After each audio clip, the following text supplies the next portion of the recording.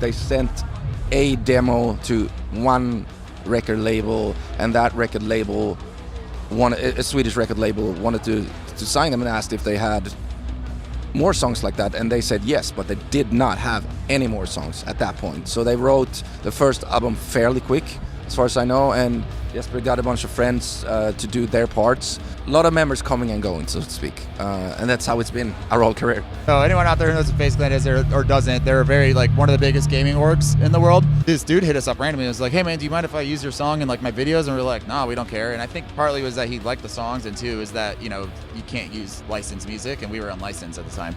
And he was like, yeah, we were like, yeah, of course, go for it. We had no idea who this guy was or anything. And then we start seeing these videos come out with like 600,000 views and like all this crazy shit on YouTube. And we're like, okay. And everyone's like, what song is this? And we were like, oh, it's Crown the Empire.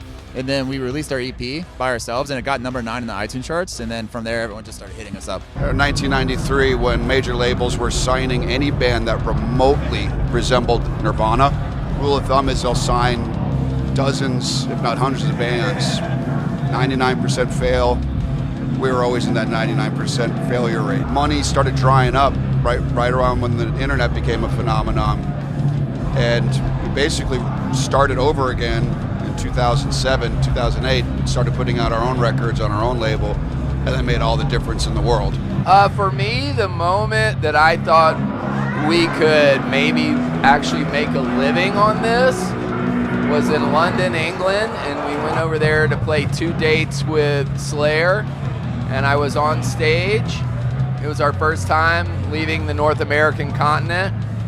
And I looked over and I saw Kerry King, and he was watching us, and we were in England, and we were actually getting paid a tiny bit of money, and I was like, holy shit. To be honest with you, it was only about a few years ago that I thought, well, I probably won't really ever have to like go get a regular normal job. And I was a roofer before this, and I'm a little too old for that now. Yeah, I roofed. I guess there's roofers older than me, but that's hard.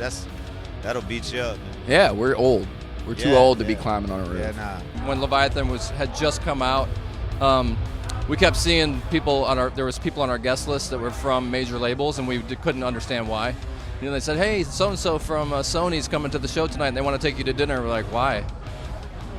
Oh, just because, you know, we're having trouble putting it together. Why would a major label be interested in us? We don't understand. You know, we're a little thick. I guess that's us. Was us sort of being discovered. Our album Ninja there was released, you know, in the middle of the pandemic. Yeah. So we saw that the viewers and stuff started to rise, and we were like, that's cool. We had our first show in Sweden at Sweden Rock Festival this summer, and we were like, holy shit, there's a lot of people here now. Yeah.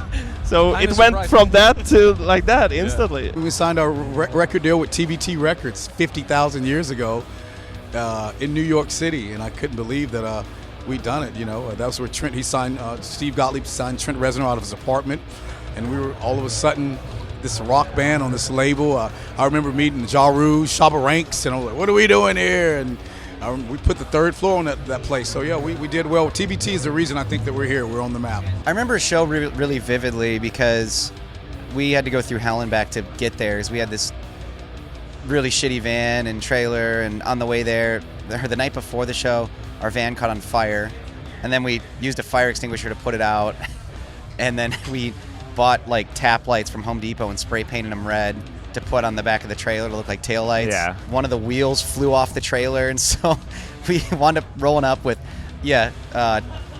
spray painted tap lights, a burned up van, and 3 of the 4 wheels on our trailer. And the show like sold out, which at the time I think was like 200 tickets, which at the time was awesome. Really big for us.